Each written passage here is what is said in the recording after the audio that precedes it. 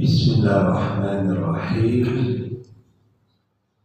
Assalamualaikum warahmatullahi wabarakatuh.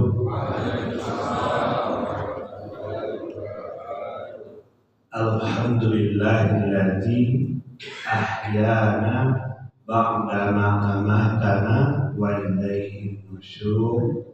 Asyhadu an la ilaha illallah wa asyhadu anna Muhammadar Rasulullah sallallahu alaihi wasallam. Bapak, Ibu, saudara-saudari silang wirid subuh yang berbahagia, puji syukur kita kehadirat Allah Subhanahu wa taala. Salawat dan salam kepada Nabi Muhammad Rasulullah sallallahu alaihi wasallam. Baiklah Bapak Ibu yang berbahagia, semoga di pagi yang berbahagia ini Allah memberkahi kita semua. Amin ya rabbal alamin. Kita sambung materi kita tentang al-ma'iyatullah, kebersamaan dengan Allah. Yang sudah kita bahas ada dua. Yang pertama, wattaqullah wa'lamu annallaha ma'al muttaqin. Bertakwalah kepada Allah dan ketahuilah bahwasanya Allah bersama orang-orang yang bertakwa.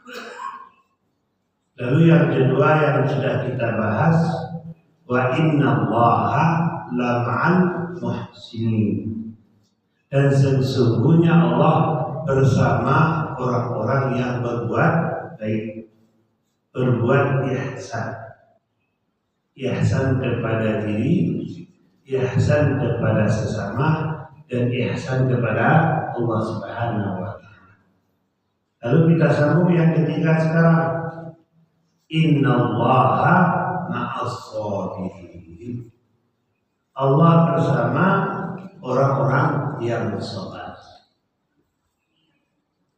Sabar gampang sekali diucapkan dan juga sangat ringan menyabarkan orang. Tapi giliran diri kita sulit untuk bersabar. Nah, ini yang masalah, ya kan? Mengucapkan sabar gampang tadi, menyabarkan orang ringan sekali. Tapi giliran kita yang dapat cobaan baru akan terasa kita ini orang yang sabar apa tidak. Jadi makanya sabar ini tidak main-main. Kata as-sabru nisful iman. Sabar itu separuh darinya. Berarti kalau kita sudah punya sifat sabar, berarti iman kita sudah ada separuh. Begitu sulitnya untuk menjadi orang yang sabar. Bapak Ibu yang berbahagia, pernah seseorang bertanya kepada Rasul, su'ila anis sobri. Seseorang bertanya kepada Rasul tentang sabar. Apa itu sabar itu ya Rasul? Faqala, lalu Rasul menjawab, as-sabru arba'ah. Sabar itu ada 4 kriterianya.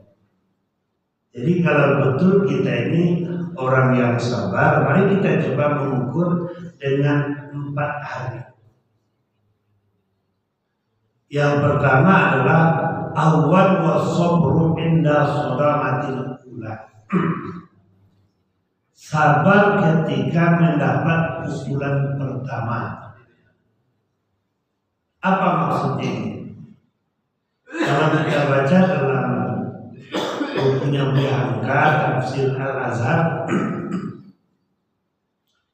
bagaimana reaksi seseorang menanggapi atau berhadapan dengan sesuatu yang berbeda dengan harapan dia. Contoh sederhana, kita datang ingin disambut dengan baik, ya kan? Ternyata kita datang ke sana itu memenuhi undangan kawan, kawan ini cuek saja deh. Seakan-akan tidak kenal. Nah, reaksi kita kira-kira positif atau negatif.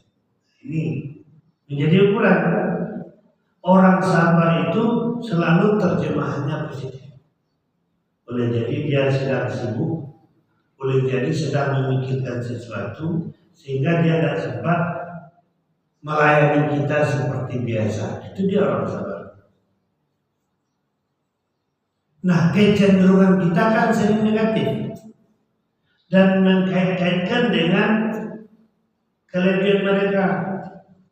Mentang-mentang sudah kaya sekarang, mentang-mentang sudah naik pangkat sekarang langsung sombong. Nah, ya kan negatif. Jadi orang yang sabar itu mampu menahan diri. At-ta'ani minallah wal ajalatu minasyaitan. Tenang itu dari Allah, hati-hati itu dari Allah, emosional itu dari setan. Nah, kadang-kadang kita malahan terdorong emosional gara-gara potensi kita. Karena kita pemberani, karena kita punya pangkat, karena kita punya power lain-lain, akhirnya bagaimana? Kecenderungan kita emosi.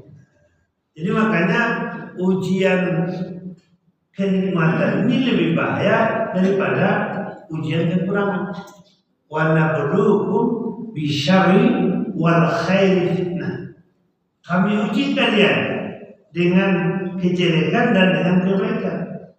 Coba kalau dengan kejelekan banyak manusia sadar. Penyakit, ya Allah.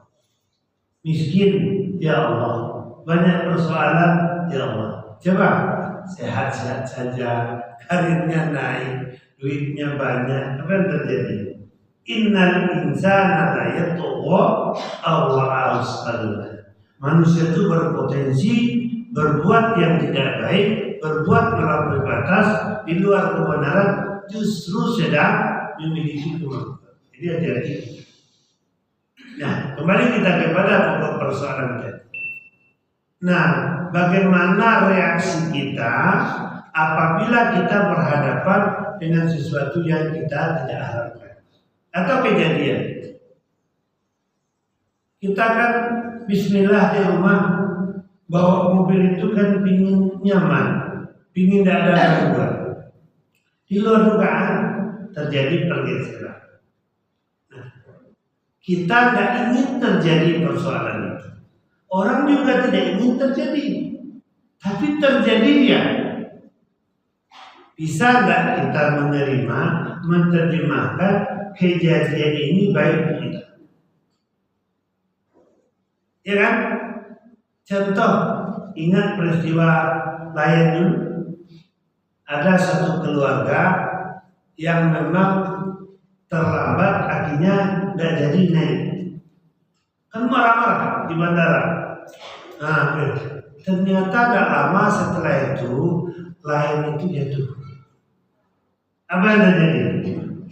Nah, untung mereka dan jadi berangkat selamat. Tapi pada pertama itu mampu tidak menerjemahkan bahwasanya keterlambatan itu skenario-nya Allah menyelamatkan dia. Kita jarang berpikir positif di situ. Semua kejadian yang diizinkan oleh Allah ujungnya kebaikan. Tinggal kita lagi memahami dan mencari apa hikmah di balik itu. Ada juga kejadian di bandara. Saya jumpa dengan teman saya dari Jogja, beliau itu dari Bali. Marah-marah di bandara karena delay. Emosi beliau. Terus saya bilang, kalau tidak delay tadi kan jumpa kita. Ini kan kita sama karena delay. Belum bisa terima beliau.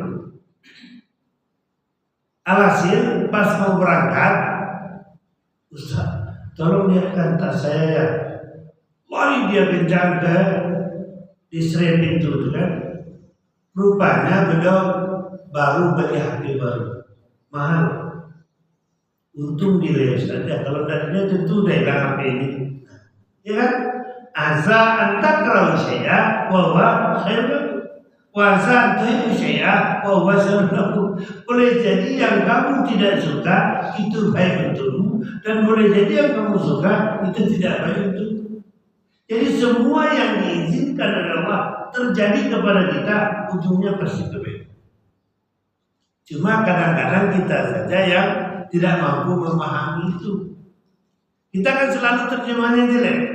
Nah, orang sabar itu selalu berpikir positif. Ana inda dzanni 'abdi bi, kata Allah. Saya ini tergantung persangkaan hambaku. Apabila hambaku persangka baik, kuberikan kebaikan itu. Apabila hambaku persangka jelek, kuberikan yang jelek. Jadi ini orang sabar.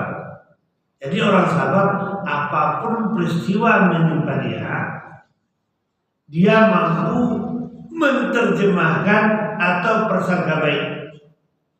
Kenapa? Karena semua peristiwa yang Allah izinkan terjadi kepada dia tujuannya adalah kebaikan. Karena kejelekan tidak pernah dari Allah. Kejelekan itu dari manusia. Semua kebaikan datangnya dari Allah, semua kejelekan datangnya dari manusia. Itu harus kita pahami betul. Jadi makanya memang apa yang kita inginkan, baik, kembali ke materi kita kemarin. In ahsantum bi anfusikum wa in asatum falah. Jika kamu berbuat baik, kebaikan itu akan kembali kepadamu. Jika kamu berbuat jahat, kejahatan itu akan kembali kepadamu. Nah, tinggal kita pilih. Kalau kita merindukan kebaikan dalam kehidupan kita, tidak ada cerita. Baikkan hati kita, baikkan pemikiran kita, baikkan perbuatan kita. Karena semua kebaikan itu akan kembali kepada kita. Dan semua kejelekan akan kembali kepada kita. Jadi kita tidak bisa nyala-nyalakan orang. Periksa saja lah, kenapa yang jelek ini terjadi kepada kita. Berarti ada buah dari yang kita lakukan. Atau kita mendapat sesuatu yang akan menjadikan kita lebih baik. Jadi makanya apa yang kita tanam telah kita peroleh. Laha maka sabat wa 'alaiha maktasabat. Ini kalau tidak iman yang bicara, kalau tidak jiwa agama yang bicara, mana bisa? Selalu kita menyalahkan faktor X-nya kan. Nah ini yang penting. Jadi memang orang sabar ini bahagia ya. Karena dia yakin ada kebaikan di balik peristiwa itu. Ini yang pertama. Lalu yang kedua, orang sabar itu wasabru inda awa'il faraid.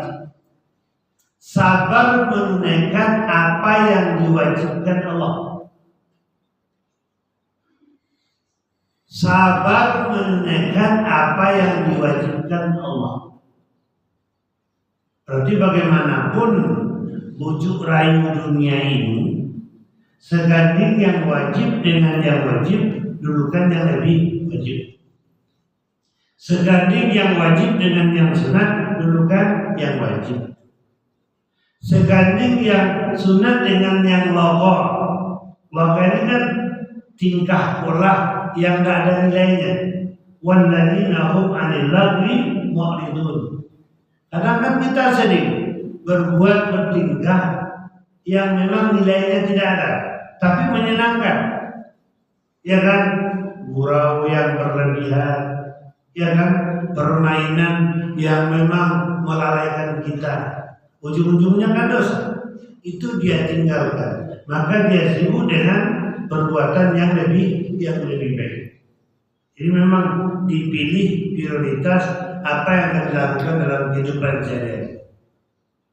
Walaupun dia asik dengan hobi dia, asik dengan pekerjaan dia, asik dengan usaha dia, datang panggilan Allah, berani dia meninggalkan itu. Kalau sudah ada perintah Allah dan contoh Rasul, kalimatnya hanya dua kata saja, sami'na wa ta'na. Kami dengar ya Allah, dan kami patuh. Tidak ada alasan lain.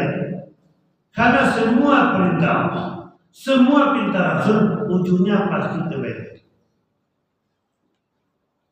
Semua perintah Allah dan semua perintah Rasul ujungnya pasti kebaikan. Nah, kadang-kadang kan kita cenderung ini sebentar lagi lah selesaikan ini dulu, tanggung dan segala macam. Disitulah ujian. Wa'lamu annama amwalukum wa auladukum fitnah. Ketahuilah bahwasanya hartamu dan keluargamu adalah fitnah. Tapi cenderung kita karena bergelut dengan dunia kita, bergelut dengan keluarga kita, sehingga kita cenderung melalaikan perintah Allah. Kita melakukan juga, tapi cenderung lalai. Jadi betul-betul di dalam beribadah itu kita punya manajemen. Jadi ibadah ini diutamakan. Nah, skalanya prioritas. Yang terjadi apa? Yang terjadi kan biasanya kan sisa-sisa waktu. Salat dulu. Ya kan seakan-akan memang tidak utama. Jadi memang harus di-manage. Jam sekian kita udah siap-siap. Ya. Contoh salat. Salat itu paling tidak kan 5 kriteria kualitas itu harus kita jaga. Pertama, waktunya. Inna sholata kanat alal mu'minina kitaban mawquta. Memang harus dijadwalkan. Memang harus disengajakan waktu salat yang utama itu. Yang kedua, sallu kama ra'aitumuni usalli. Salatlah kalian sebagaimana aku salat. Memang harus pas. Jangan tambah, jangan kurang. Ditambah, dikurang, orang ditolak. Jadi memang harus pas sesuai dengan sunnah. Yang ketiga apa? Bacaan. Bacaannya harus benar. Yang dibaca paham. Kapan perlu memang 30 juz ini kita tuntaskan. Kita baca berkala di dalam salat kita. Tapi kejadian yang ada apa? Salat kita ini seakan-akan hanya checklist. Sehingga ayat yang mending kita itu ayat pendek aja. Qul inna ataina wal asri, kan apa salahnya? Diansur. Kenapa? Karena kan jalan ke surga. Jadi memang yang dibaca itu benar, yang dibaca itu paham, yang dibaca itu banyak. Lalu yang keempat, innaha lakabiratun illa alal khashin. Salat itu berat kecuali bagi orang yang konsentrasi, fokus dengan jiwa. Selama kita tidak fokus, selama tidak dengan jiwa, kita tidak akan merasakan bagaimana lezatnya ibadah.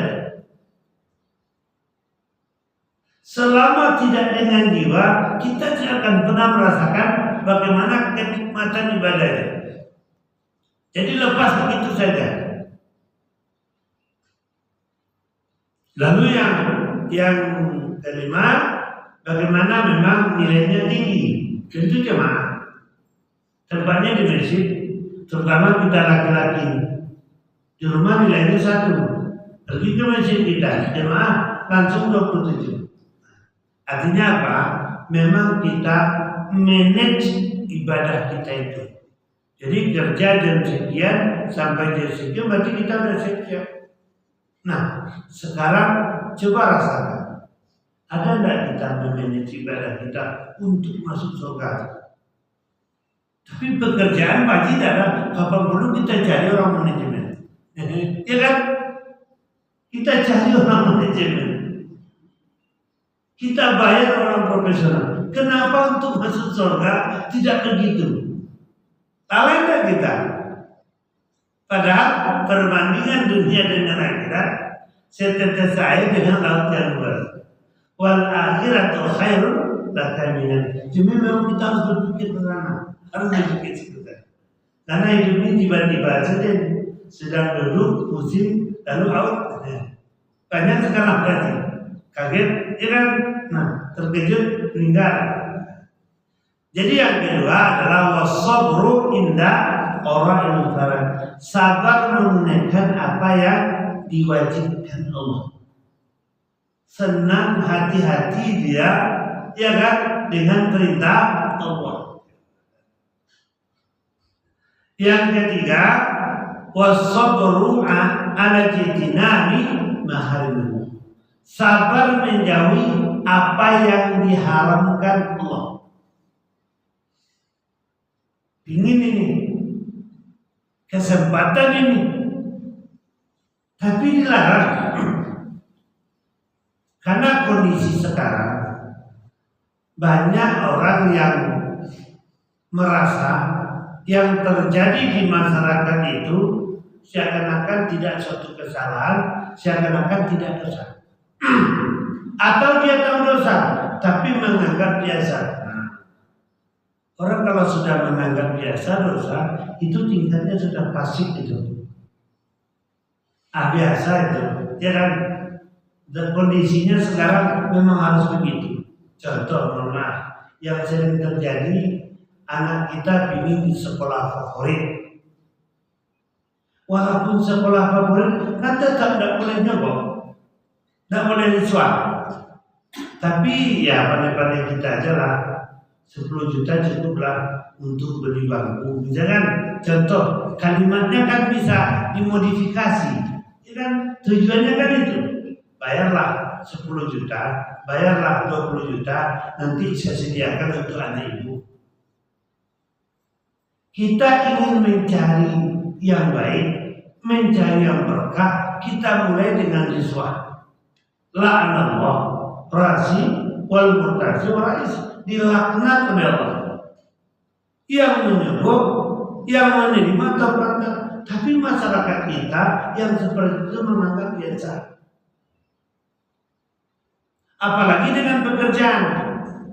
Kalau pekerjaan itu nilainya 100 juta tuh. Kalau pekerjaan itu nilainya 200 juta tuh. Seakan-akan memang ada kesepakatan yang sudah resmi. Jadi memang ada teman saya yang gelisah sekali. Dia punya duit, anaknya ingin masuk titik-titik, ya kan?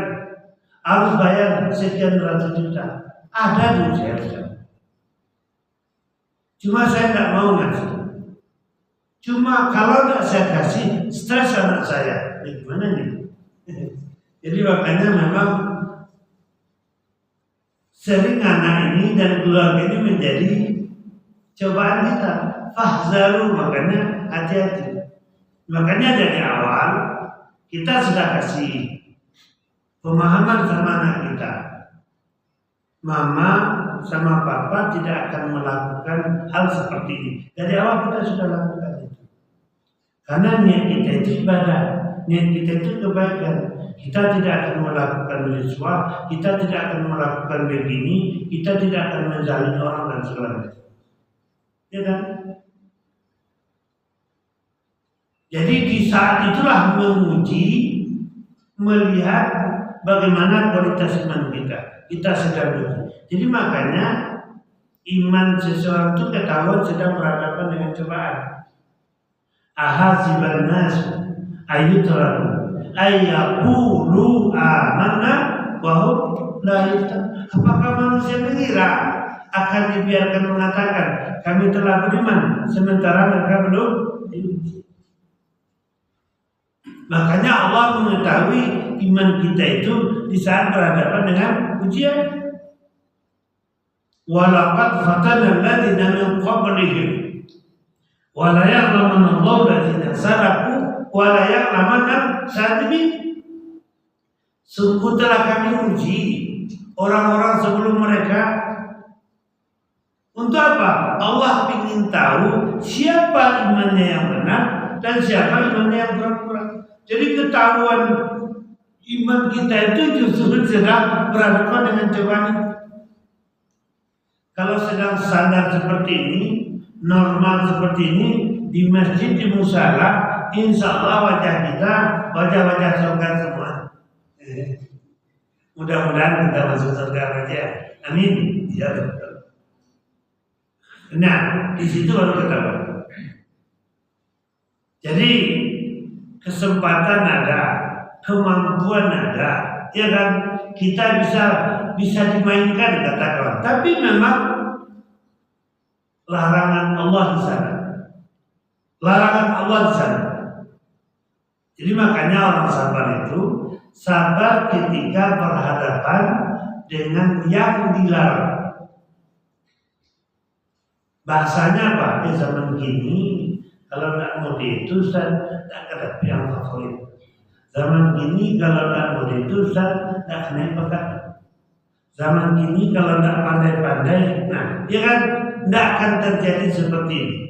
Kalau pandai-pandai itu bisa mengantarkan kita kepada keberkahan dan tetap masuk surga, no problem, tidak ada masalah lagi. Ya kan? Tidak ada masalah. Cuma pandai-pandai itu menjauhkan kita dari keberkahan dan mendorong kita masuk neraka. Ini persoalannya. Dan bisa kita selesaikan kecuali dengan Allah Subhanahu wa Ta'ala. Ini yang ketiga. Jadi ada yang haram, berani kita menolak. Ya kan? Itulah sabar itu. Itulah sabar itu. Nah, kita kan sering di posisi ini. Ya. Ini yang ketiga. Adapun yang keempat, wasabru 'alal masaib. Sabar ketika berhadapan dengan cobaan. Cobaan ini kan suatu kepastian. Tanpa kecuali kita ini pasti mendapat cobaan. Tanpa kecuali. Cuma bentuknya ketika.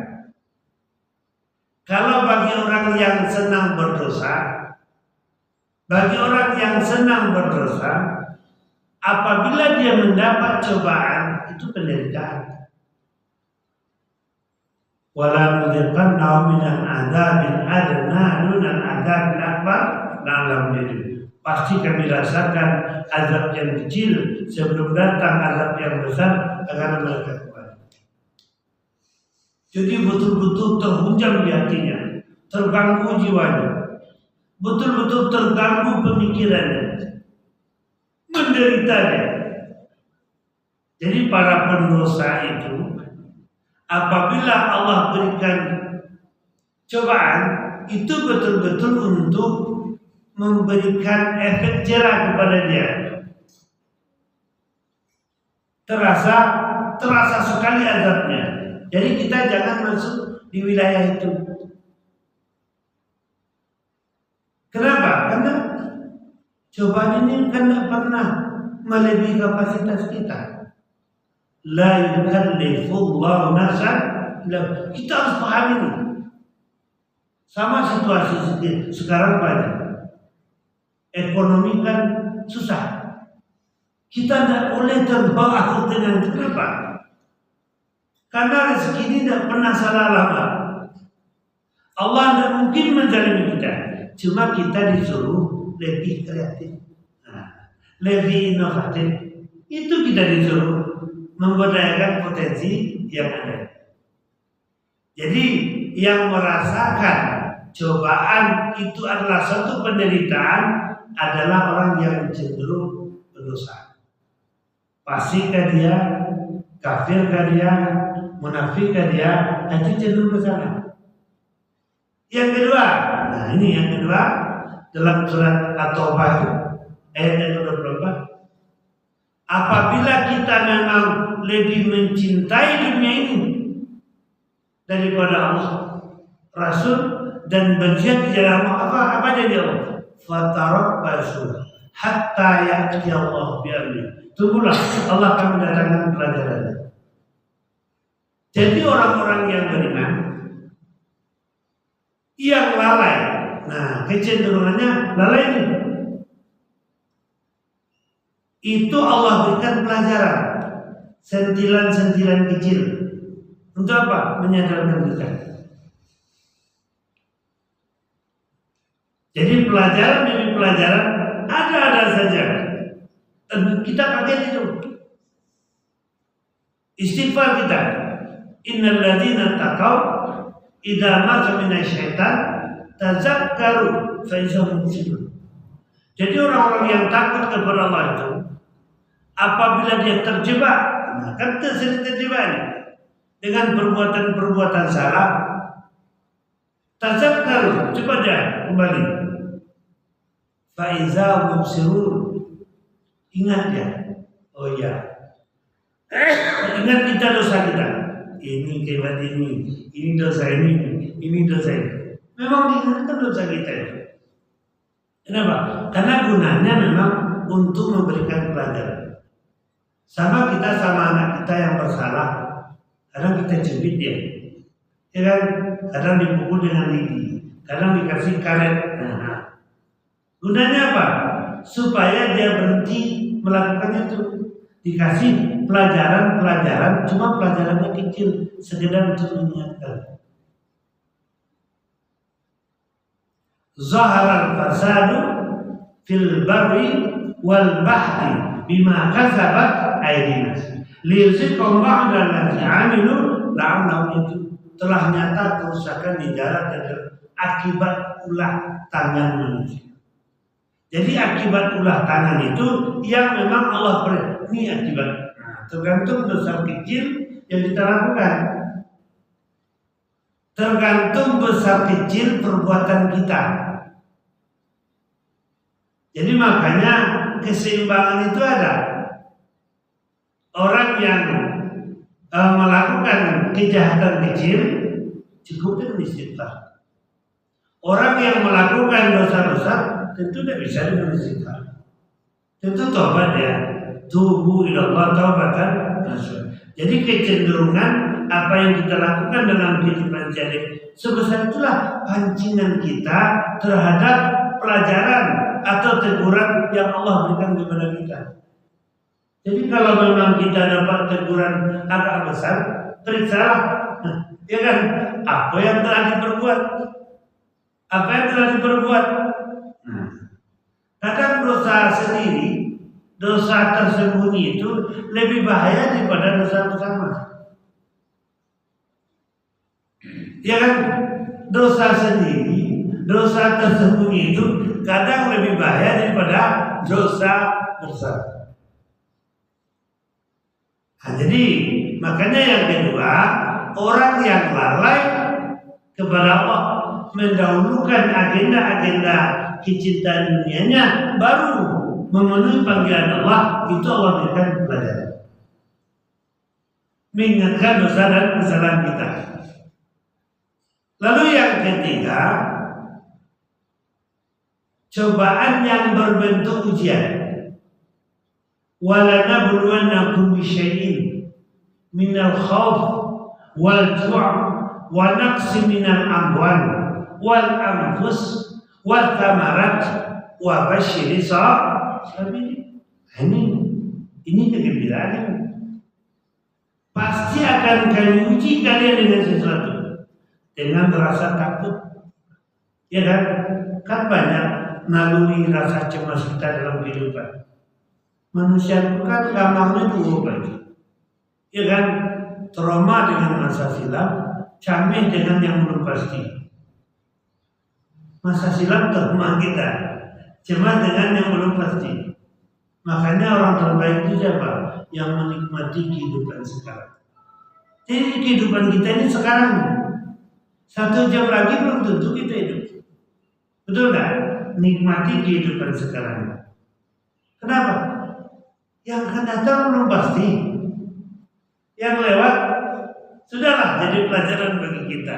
Nah, kita yang sering trauma dalam kehidupan itu, trauma dengan masa silam, cemas dengan yang belum pasti.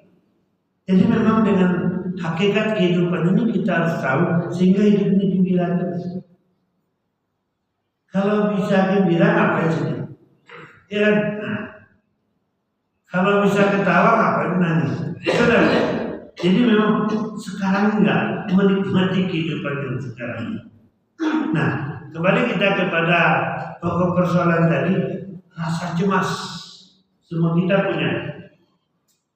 naluri saja cuma kita rasa lapar, kekurangan harta benda, diri, kadang penyakit, kadang meninggalnya orang yang kita sayangi, buah-buahan dunia dengan berbagai macam persoalan, kegagalan dalam kehidupan. Tapi ujung ayatnya wabasyiri beri kabar gembira orang yang sabar. Berarti ujian yang Allah berikan tadi untuk orang beriman itu memancing rezeki yang lebih. Allah tidak pernah mengazab hambanya. Allah tidak pernah mengazab orang beriman. Allah cuma menguji orang beriman. Kalau dia lolos, maka ada kenikmatan yang akan dia peroleh. Ini saya temukan dalam bukunya La Tahzan. Nah, La Tahzan ada urutan kenikmatan di balik cobaan dalam buku La Tahzan. Pertama apa? Orang yang sabar menghadapi cobaan, Allah berikan ampunan kepada dia. Jika dia punya dosa, Allah berikan ampunan selama dia sabar. Lalu yang kedua, selama dia sabar, pahala untuk dia. Selama sabar itu pahala untuk dia. Lalu selama dia sabar, makin sabar diangkat derajatnya, makin mulia dia, makin mulia dia.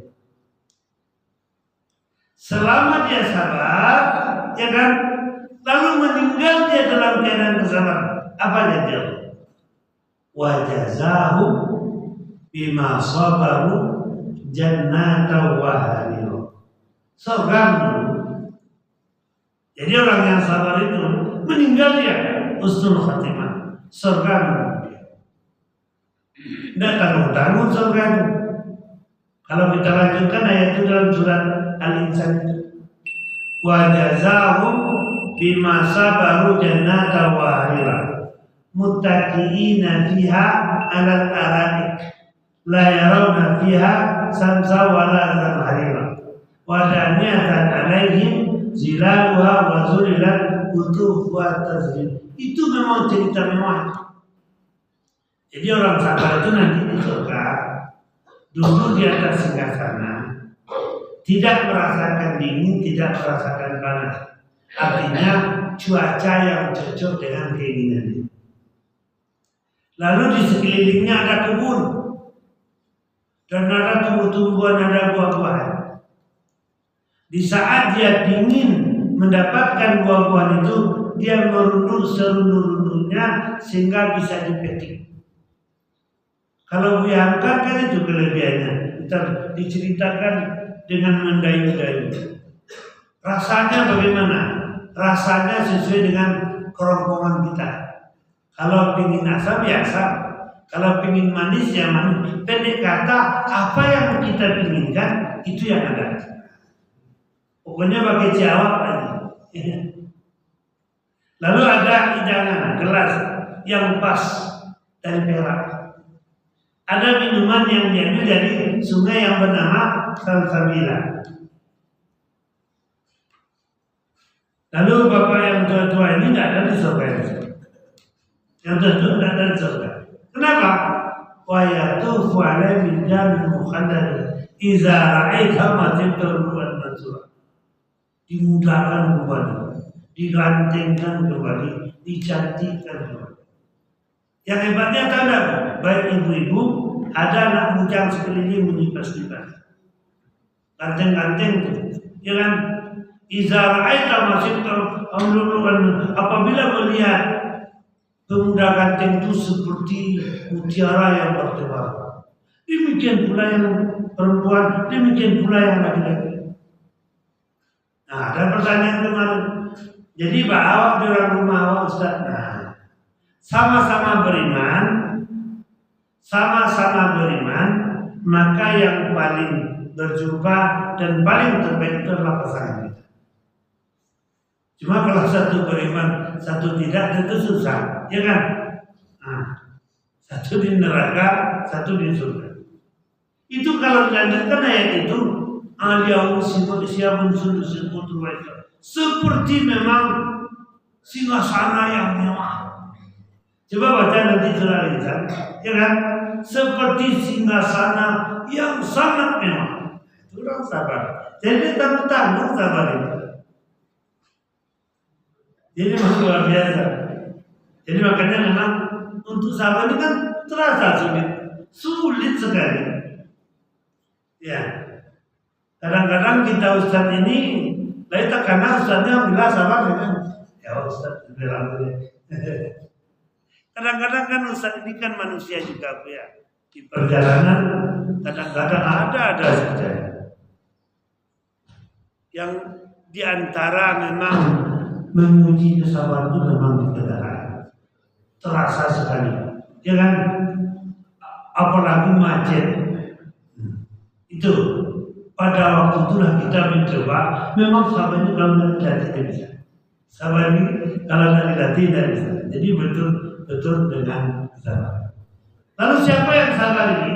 Pertama, sebagaimana yang telah kita terangkan di awal tadi, orang sabar itu cenderung berpikir positif, apa itu. Yang kedua, orang sabar itu jika dia gelisah, dia berdoa sama Allah. Ud'uni wastajib lakum. Orang sabar itu dia cenderung melampiaskan kepada ibadah. Wasta'inu bisabri wasabr. Orang sabar itu cenderung dia mencari nasihat, adil nasihat agama. Selebihnya adalah ikhlas, reda, lalu tawakal. Faiza azamta fatawakkal Allah.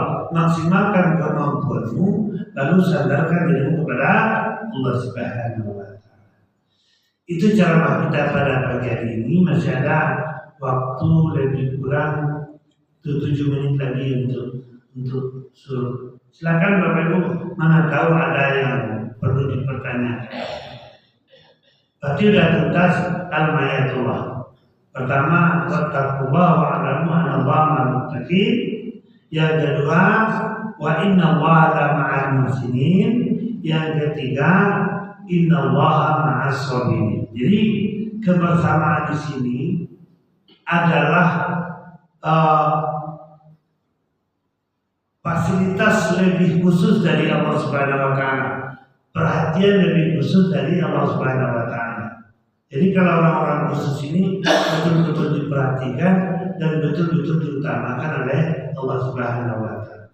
Semua kita diperhatikan oleh Allah, tapi dalam bentuk kenikmatan, dalam bentuk sarana kehidupan, dalam bentuk kemerdekaan hidup.